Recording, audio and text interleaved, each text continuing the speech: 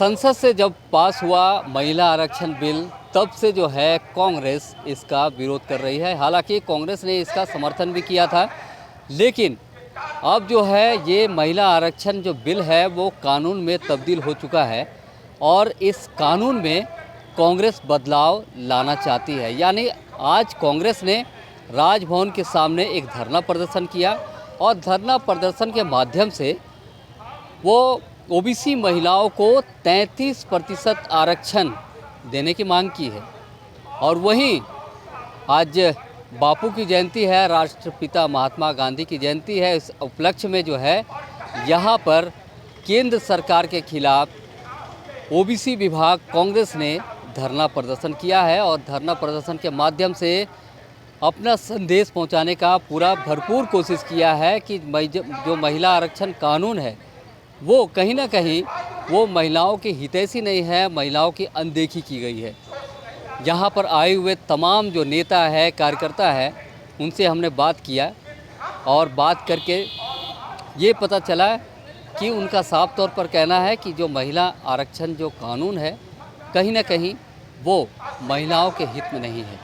क्या कह रहे हैं आइए आपको हम सुनाते हैं। विशेष सत्र बुलाकर और महिला आरक्षण लाया, वो कहीं न कहीं भटकाने और भरमाने का काम कर रही है देश की जनता के साथ। हमारी नेत्री श्रीमती सोनिया गांधी जी जो लगातार इसके लिए मुखर रही सदन से लेकर सड़क तक, आज भी उनका प्रयास था कि ये आधी आबादी को पूरा हक मिले।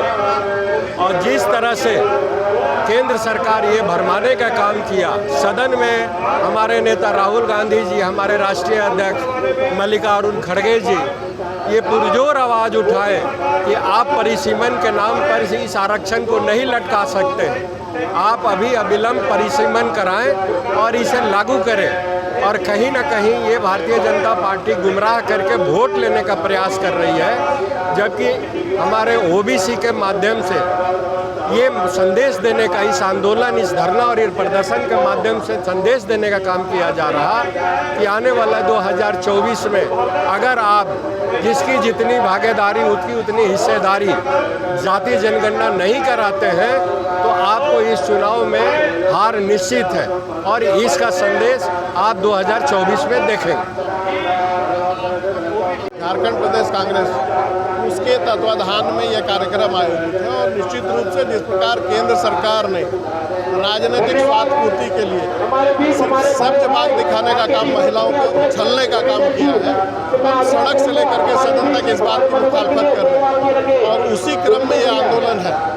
अगर वास्तव में 33% आरक्षण महिलाओं को मिलना चाहिए और लोगों की भागीदारी, उनकी भागीदारी सुनिश्चित हो सके ताकि पंचायत से लेकर के विधानसभा से लेकर के नगर निकाय से लेकर के संसद के अंदर नीति निर्धारण में महिलाओं की भागीदारी हो, तो क्यों नहीं 2024? क्या दिक्कत है? क्यों आप लटका के रखना चाहते हैं मामले? ऐसे ही 27 वर्षों का लंबा इंतजार कर चुकी है महिलाएं, तो सिर्फ और सिर्फ अपनी राजनीतिक स्वार्थ पूर्ति को पूरा करने के लिए इस विषय को टालने का काम किया गया है। राजीव गांधी जी का सपना था महिला सशक्तिकरण की और भारतीय जनता पार्टी की बराबर ये जो सोच होती है कि किस प्रकार से टोकनिज्म का सहारा लिया जाए ताकि एम्पावरमेंट की बात कोई न कर सके। हम एम्पावरमेंट के पक्षधर हैं, हम सशक्तिकरण के पक्षधर हैं, हम टोकनिज्म का सहारा नहीं लेते। तो हम चाहते हैं कि महिलाओं को अधिकार मिले और उसी निमित्त ये आंदोलन है। लोगों ने महिला आरक्षण विधेयक के तहत जो ओबीसी, एससी, एसटी माइनॉरिटी को जो रिजर्वेशन का लाभ उसके तहत नहीं मिल रहा है,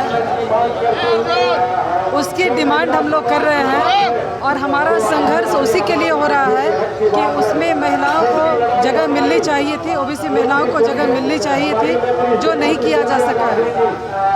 मोदी सरकार खास करके जो महिलाओं को टारगेट कर रही है वो इलेक्शन में बेनिफिट लेने के लिए, खास करके वोट बैंक की राजनीति के कारण वो इस तरह का बिल पास की है।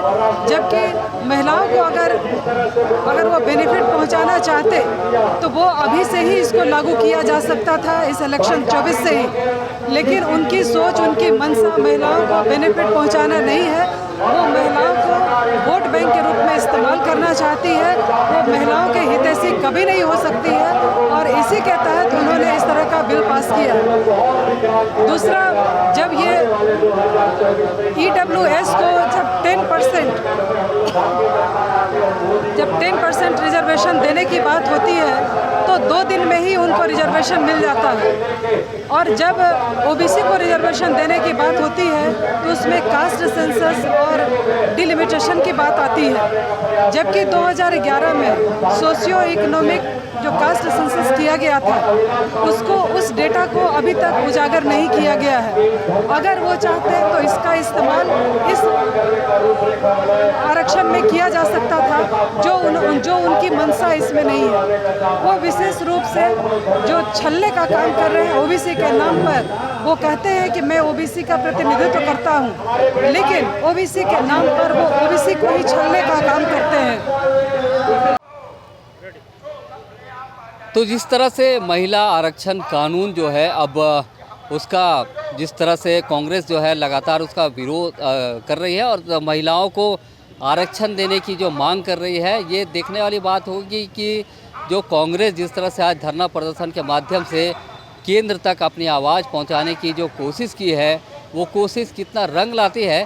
लेकिन जो महिला आरक्षण कानून है उसमें बराबर जो है ये कांग्रेस पार्टी जो है कहीं ना कहीं उसका विरोध करते हुए नज़र आ रही है।